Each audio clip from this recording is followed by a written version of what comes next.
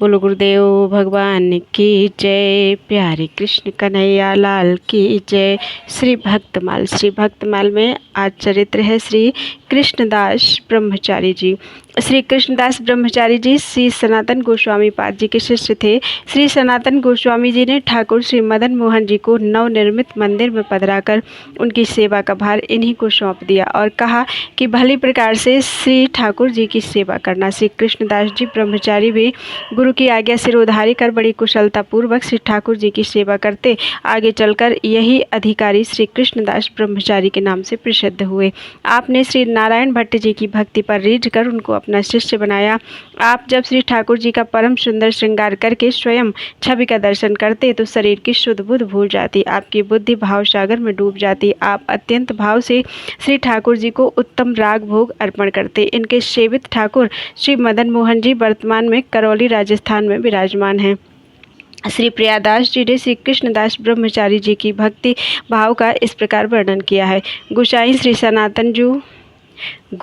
श्री सनातन जू मदन मोहन रूप माथे पधराए कहीं सेवा निके कीजिए। जानो कृष्णदास ब्रह्मचारी अधिकारी भये भट्ट श्री नारायण जो शिष्य किए रीझिए। करे के सिंगार चारू आप ही निहार रहे, गहे नहीं चेत भाव मांझ मति भीजिए। कहाँ लो बखान करो राग भोग रीति भांति, अब लो विराजमान देख देख दीजिए जीजिए। बोलो वृंदावन बिहारी लाल की जय। अगला चरित्र है श्री कृष्णदास पंडित श्री कृष्णदास जी महाराज बड़े ही संत सेवी महात्मा थे। आप ठाकुर श्री गोविंद चंद्र जी को अपना आराध्य और उपास्य मानते थे। साथ ही भगवत भक्तों में भी आपकी बड़ी प्रीति थी। श्री प्रियादास जी ने इनके इस भगवत सेवा अनुराग का अपने एक कवित्व में इस प्रकार वर्णन किया है। श्री गोविंद चंद्र रूप राशि रस राशिदास, कृष्णदास पंडित ये दूसरे यूं जान ले। सेवा अनुराग अंग अंग मति पाग रही मति, जो पे तो पे यह मान ले। प्रीति हरिदासन सो विविध प्रसाद देत, हिये लाए लेत देख पद्धति प्रमाण ले। सहज की रीत में प्रतीत सो विनीत करे, डरे वाही और मन अनुभव आन ले। आप श्री ठाकुर जी को श्लोक सुनाने की सेवा करते थे। इसके लिए आप नित्य प्रति 100 नवीन श्लोकों की रचना करते और उन्हें प्रभु को सुनाते थे। एक दिन जब आप श्री ठाकुर जी को श्लोक सुना रहे थे, उसी समय कोई संत आपसे मिलने आ गए। आप संत सेवा को गरियसी मानकर भगवान को श्लोक सुनाना छोड़ उनसे मिलने चले गए। वार्तालाप के क्रम में देर होने लगी। इधर भगवान का धैर्य भी जवाब दे गया। उन्होंने आपको सचेत करने के लिए भीतर से एक थाल बाहर फेंका। थाल की झंझनाहट से आपका वार्तालाप का क्रम टूटा और आप पुनः श्री ठाकुर जी को श्लोक सुनाने गए तो वे उलाहना देते हुए बोले, पंडित जी आप तो मेरी उपेक्षा करके दूसरों से मिलने चल देते हैं। आपने कहा, प्रभु आपकी उपेक्षा तो की जा सकती है, क्या किसी संत की उपेक्षा आपको सहे होगी? ठाकुर जी इस संत निष्ठा को देखकर बहुत प्रसन्न हुए और बोले, अच्छा पंडित जी अब श्लोक सुनाओ। आप भी प्रभु की श्रवणोत्कंठा विचार कर गदगद हो गए और प्रतिदिन 100 श्लोक सुनाने का दृढ़ नियम कर लिया। बोलो वृंदावन बिहारी लाल की जय। श्री भूगर्भ गोसाई जी। अगला चरित्र है श्री भूगर्भ गोसाई जी। श्री भूगर्भ गोसाई जी श्री चैतन्य महाप्रभु जी के कृपा पात्र शिष्य श्री गदाधर पंडित जी के शिष्य थे। आप श्री लोकनाथ गोस्वामी जी के साथ वृंदावन आए थे और फिर वृंदावन में ही रह गए। वृंदावन से बाहर कहीं नहीं गए। ये संसार से परम विरक्त एवं भगवान के रूप माधुरी में अत्यंत अनुरक्त थे। रसिक भक्तजनों के साथ मिलकर आप उसी रूप माधुरी का आस्वादन करते रहते। भगवान का मानसी चिंतन, मानसी अर्चन बंधन ही आपके जीवन का आधार था। भगवान की मानसी मूर्ति को निरंतर निहारा करते थे। आपके मन की वृत्ति सदा उसी युगल स्वरूप के चिंतन में लगी रहती थी। श्री प्रियादास जी ने श्री भूगर्भ गोसाई जी की युगल सरकार की इस भक्ति का इस प्रकार वर्णन किया है। गोसाई भूगर्भ वृंदावन दृढ़ बास कियो, लियो सुख बैठ कुंज गोविंद अनूप हैं। बड़े ही विरक्त अनुरक्त रूप माधुरी में, ताहि को स्वाद लेत मिले भक्त भूप हैं। मानसी विचार ही आहार सुनिहार रहे, गहे मन वृत्ति बेयुगल स्वरूप हैं। बुद्धि के प्रमाण उन मान में बखान करो, भर बहु रंग जाहि जाने रस रूप हैं। श्री गोवर्धन जी महाराज की नित्य प्रति परिक्रमा करना आपकी दैनिक चर्या का अंग था। एक दिन आप प्रेम में बेसुध हुए परिक्रमा कर रहे थे कि एक शिला से आपका पैर टकरा गया। जोर की ठोकर लगी थी, अतः हा कृष्ण कहकर बैठ गए। पैर से रक्त की धारा बहने लगी थी। पीड़ा अधिक होने से चलना दूभर हो गया था। आपको अपने शारीरिक कष्ट से अधिक इस बात की मानसिक पीड़ा थी कि गोवर्धन महाराज की परिक्रमा तो हो नहीं सकी, अब कुटी तक नहीं पहुंच सकूंगा तो वहां प्रतिष्ठित श्री ठाकुर जी की सेवा पूजा भी नहीं हो सकेगी। किसी प्रकार हा कृष्ण करते दिन कटा, शाम होने को आई। अब आपको और क्लेश होने लगा कि ठाकुर जी की सायं पूजा आरती कैसे होगी। भक्त वत्सल भगवान से अपने भक्त का कष्ट नहीं देखा गया। वे एक बलिष्ठ शरीर वाले साधु के रूप में आपके पास आए और आपके मना करने के बावजूद आपको कंधे पर बिठाकर कुटी तक छोड़ गए। जब आपने उन्हें धन्यवाद देना चाहा तो वे अंतर्धान हो चुके थे। अब आपको यह समझने में देर न लगी कि मेरे आराध्य श्री ठाकुर जी ही साधु के वेश में मुझे कंधे पर बैठाकर यहाँ तक लाए थे। अब तो आपके दुख का पारावार न रहा। आप यह सोच सोच कर रोने लगे कि मुझसे तो ठाकुर जी की सेवा हो न सकी, उल्टे मैंने ही उनसे सेवा करा ली। उनकी इस व्याकुलता को देखकर श्री ठाकुर जी ने उनसे स्वप्न में कहा, गोसाई जी, भक्तों का दुख मुझसे देखा नहीं जाता। जब तक मैं उनका दुख दूर करके उन्हें सुखी नहीं कर देता तब तक मेरे मन को विश्राम नहीं मिलता। अतः आप व्यर्थ संकुचित ना हो। भगवान की इस प्रकार की अमृतमयी वाणी सुनकर और उनकी भक्त वत्सलता देखकर आप गदगद हो उठे। ऐसे भगवत कृपा पात्र थे श्री भूगर्भ गोसाई जी। बोलो वृंदावन बिहारी लाल की जय। श्री ऋषिकेश देवाचार्य जी। श्री ऋषिकेश देवाचार्य जी महाराज श्री निम्बार्क संप्रदाय के अनुयायी वैष्णव संत थे। आप श्री हरिव्यास जी देवाचार्य जी महाराज के 12 प्रधान शिष्यों में से एक थे। श्री वृंदावन धाम आपकी साधना स्थली थी। आप श्री प्रिया प्रियतम की मानसी सेवा करते थे और सदा उनके ही ध्यान में मगन रहते थे। आप अपनी मानसी सेवा में प्रिया प्रियतम के स्वरूप का वर्णन करते हुए श्री ऋषिकेश देवाचार्य जी कहते हैं, मन मंदिर में राधा मोहन, नित्य किशोर किशोरी दो, करत बिहार निरंतर निश दिन, दिव्य धाम ब्रज मंडल सगरो, झगरो नहीं पैठत तहन कुन, तामधिराजत परम मनोहर, सूक्ष्मित सूक्ष्म वृंदावन, नव निकुंज नवलता भवन में, अष्ट कमल दल मृदुल सिंहासन, प्रमुदित राजत जुगल चंद तहाँ, सेवत ललितादिक ललनागन, सेवा सौंज सवार लिए कर, अर्पित कर निज निज तन मन धन, ऋषिकेश निरखत अति हर्षत, न्योछावर बल जाऊं छिन छन, मन मंदिर में राधा मोहन। बोल वृंदावन बिहारी लाल की जय। अगला चरित्र है श्री रंग जी। श्री रंग जी महाराज सिद्ध वैष्णव संत थे। आपकी संत सेवा में बड़ी निष्ठा थी। आपके यहाँ प्रायः संतों का सत्संग चलता ही रहता था। एक बार आपने संतों का एक विशाल भंडारा किया। संतों की पंक्ति प्रसाद पाने बैठ गई और प्रसाद परोसा जाने लगा। इतने में जितने संत प्रसाद पाने बैठे थे उनके दूने और आ गए।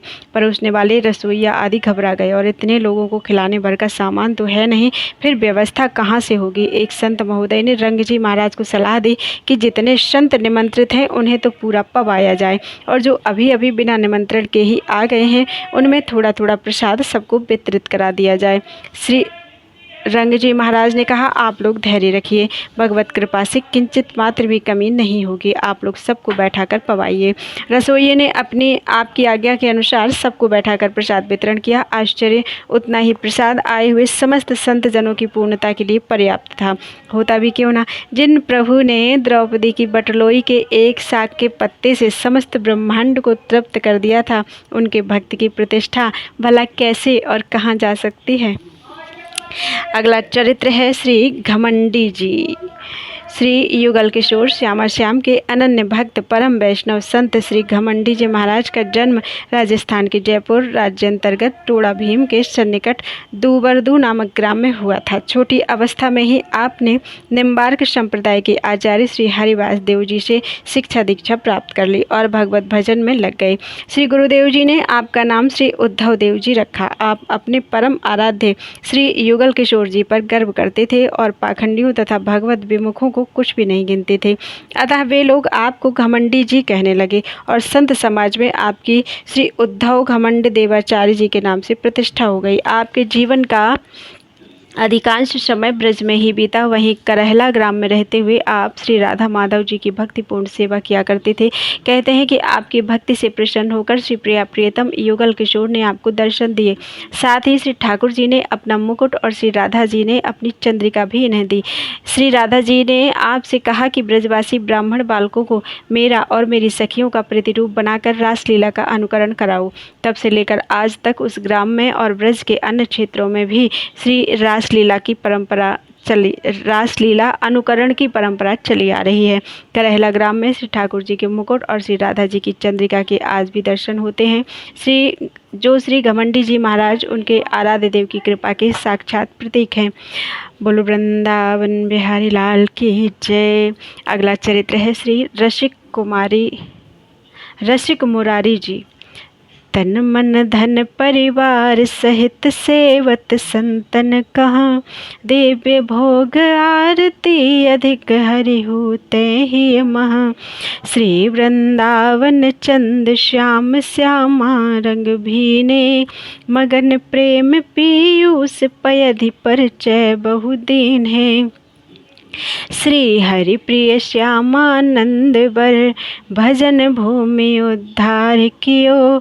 श्री रसिक मुरारी उधार अति मत गजहि उपदेश दियो। श्री रसिक मुरारी जी परमोदार संत थे। इन्होंने मत वाले हाथी को भी श्री कृष्ण नाम का उपदेश दिया। ये शिष्य परिकर एवं सपरिवार तन मन धन से संतों की सेवा करते थे। संतों को दिव्य भोग अर्पित करते, विधि पूर्वक पूजा आरती करते। कहाँ तक कहा जाए, ये अपने हृदय में श्री हरि से भी अधिक श्री हरि भक्तों को मानते थे। श्री वृंदावन चंद श्री श्यामा श्याम के प्रेम रंग में रंगे रहते थे तथा सर्वदा प्रेमामृत सिंधु में डूबे रहते थे। इन्होंने बहुत से चमत्कार दिखाए हैं। श्री भगवान के परम प्यारे श्री सद्गुरु देववर्य श्री श्यामानंद जी की संत सेवा की साधनभूत भूमि को यवन नवाब के चंगुल से मुक्त कर आपने अपनी अद्भुत भक्ति शक्ति का परिचय दिया।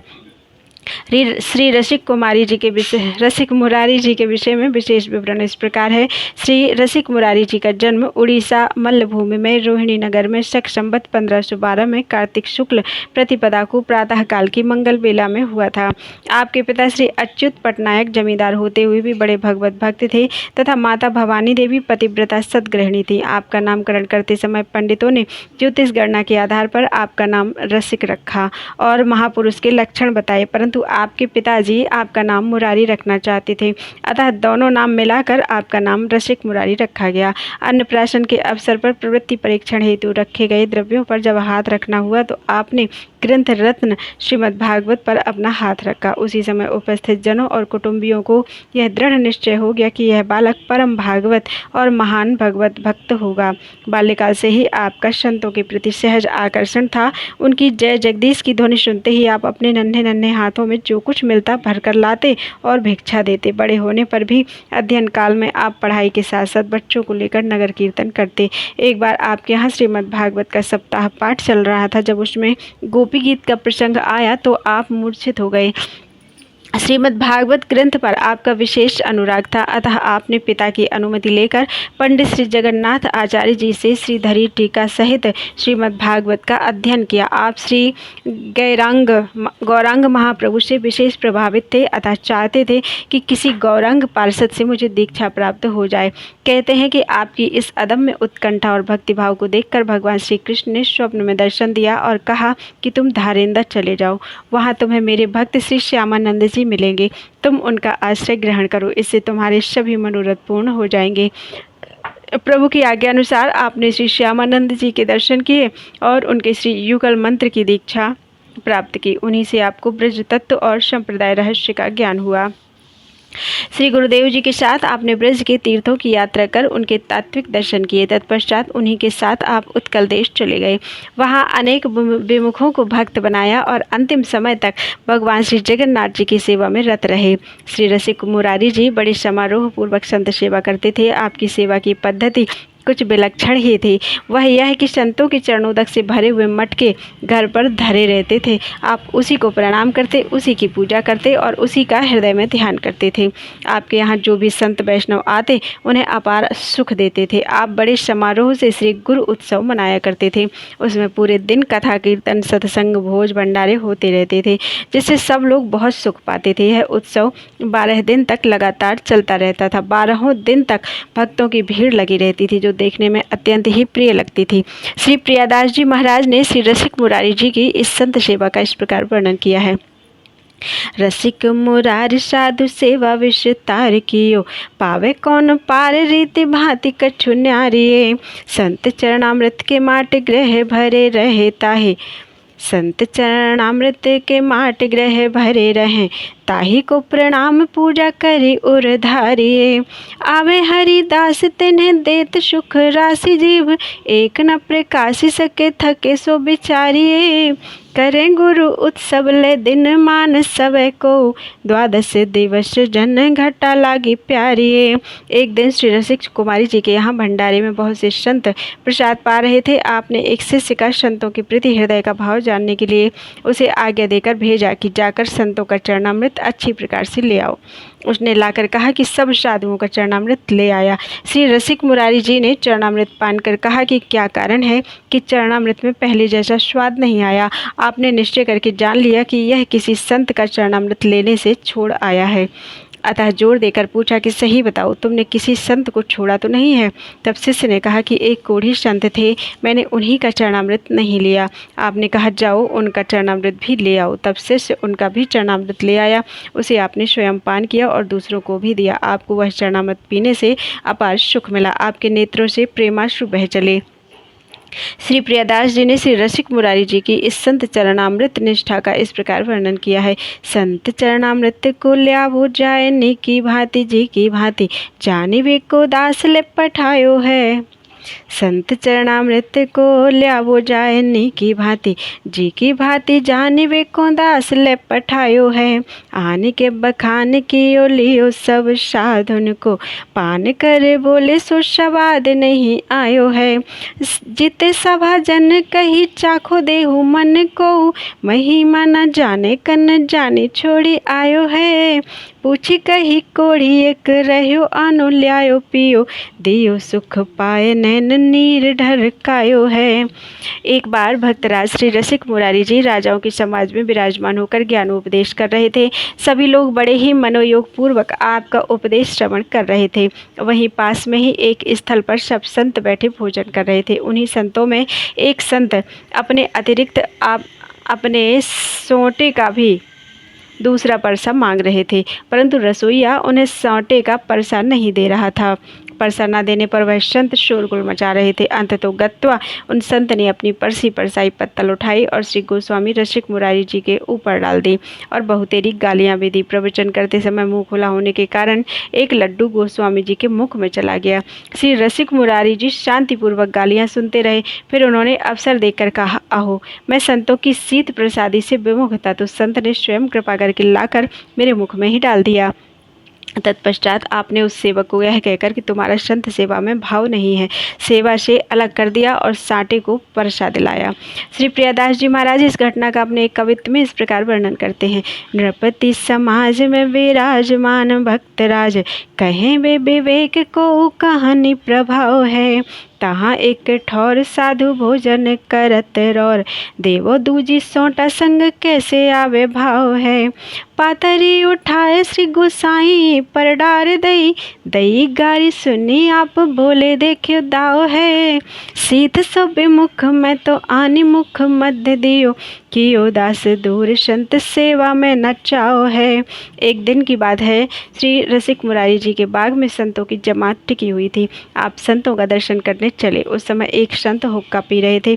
उन्होंने आपको आते हुए देखा तो सकुचा कर हुक्का को कहीं छिपा लिया। अपने आने से संतों को संकोच हुआ। जानकर इसके प्रायश्चित के लिए आपने उन साधु का सम्मान करना चाहा, फिर तो उसी क्षण चक्कर खाकर पेट पकड़कर बैठ गए और बोले, मेरे पेट में बड़े जोर का दर्द हो रहा है, देखो तो कहीं संत के पास हुक्का रखा है क्या।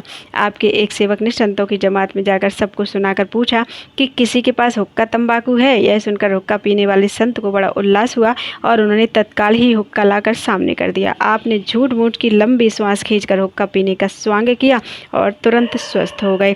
इस प्रकार आपने झूठे स्वांग से संत की शंका और दुख को दूर कर दिया। श्री प्रियादास जी ने इस घटना का अपने कवित्व में इस प्रकार वर्णन किया है। बाग में समाज संत चले, आप देखिवे को देखत दुरायोजन, हुक्का सोच पर्यो है, बड़ो अपराध मान साधु सन मान चाहे, गोमी तन बैठी कही देखो कहूँ धर्यो है, जाए के सुनाई दास काहू के तमाखू पास, सुनी के होलास बड़ो आगे आनी कर्यो है, झूठे ही उस सांस भरी साँचे प्रेम पाए लिए, किए मन भाए ऐसे शंका दुख हर्यो है। श्री रसिक मुरारी जी के गुरुदेव धारेंदा नामक स्थान में रहते थे। उनके स्थान से संबंधित कुछ जमीन बानपुर नामक ग्राम में थी। वहाँ खेती होती थी। जो अन्न उत्पन्न होता वह साधु सेवा निमित्त धारेंदा स्थान पर आता।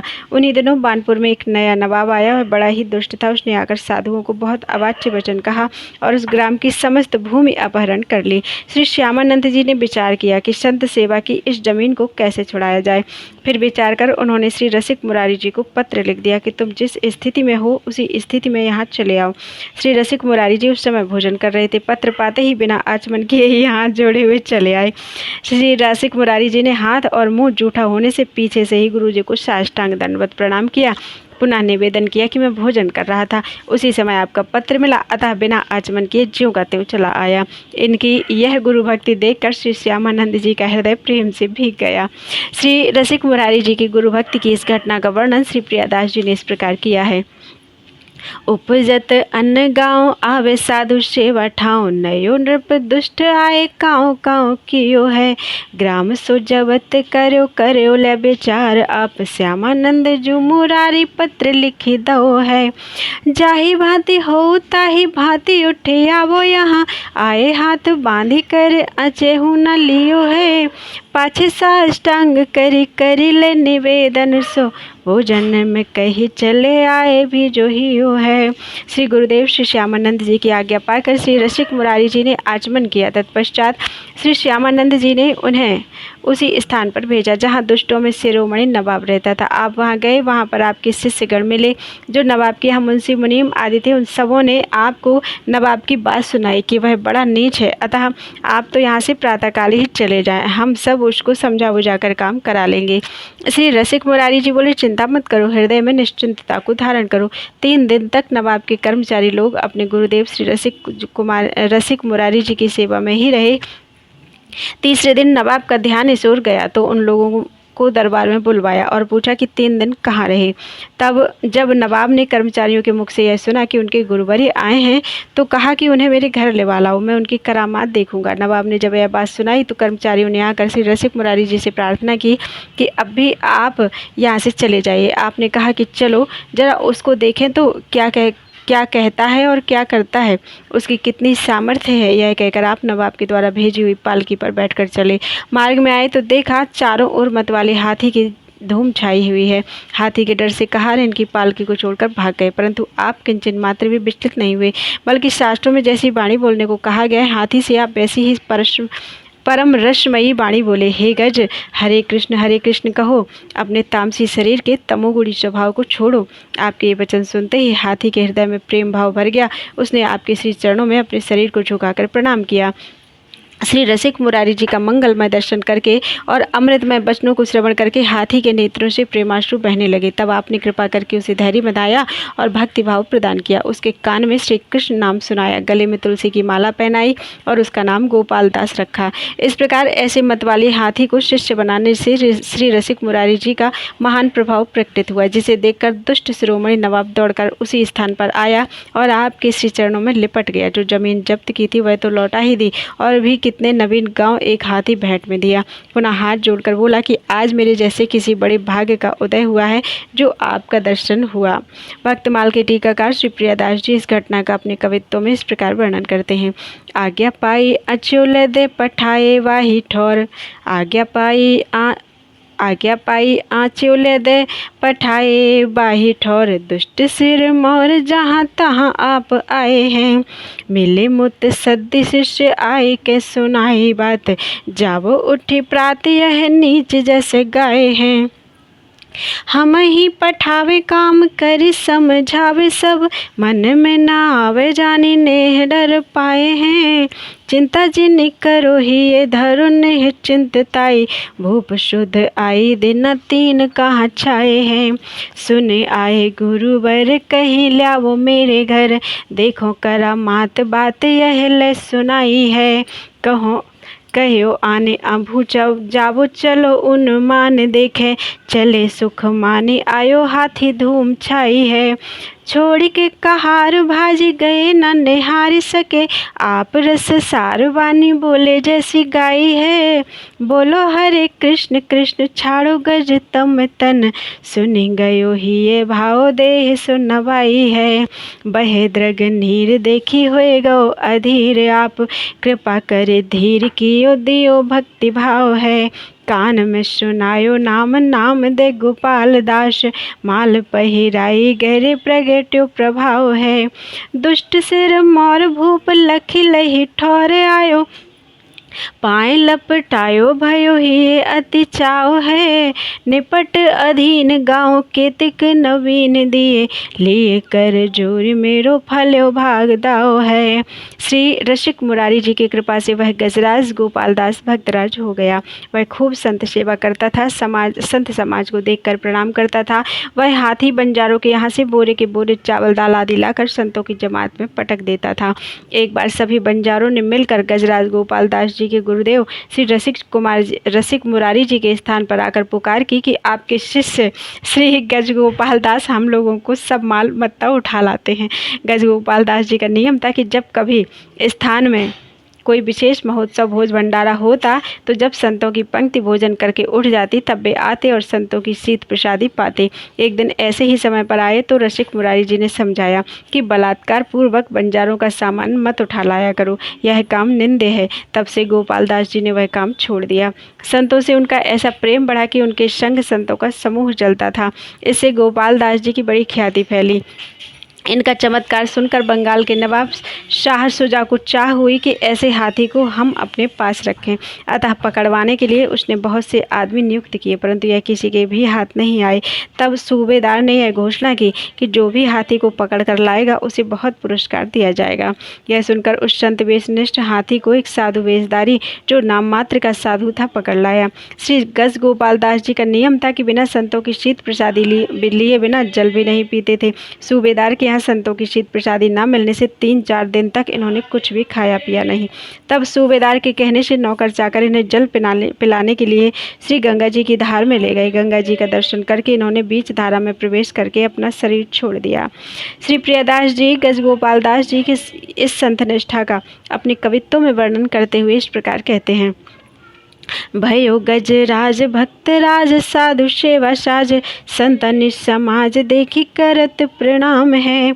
आने डारे गौनी बन जारन की बारन, सो आए पुकारन वे जहाँ गुरु धाम है। आवत महोत्सव मध्य पावत प्रसाद सीत, बोले आप हाथी सोयो निंद वह काम है। छोड़ दई रीति तब भक्तन सो प्रीति बढ़ी, संग ही समूह फेरे फैली गयो नाम है। संत सत 5-7 संग जित जात तित, लोग उठे धावे ल्यावे सीधे बहु भीर है। चहु दिसी परी है सुबह सुनी चाह भई, हाथ पे न आवत सो नेम पीवे, हाथ पे न आवत सो आने को उधीर है। साधु एक गयो गही लयो भेष दास तन, मन में प्रसाद नेम पीवे नहीं नीर है। बीते दिन 3-4 जल ले पीवावे धार, गंगा जो निहारे मध्य तजो शरीर है। बोलो वृंदावन बिहारी लाल की जय।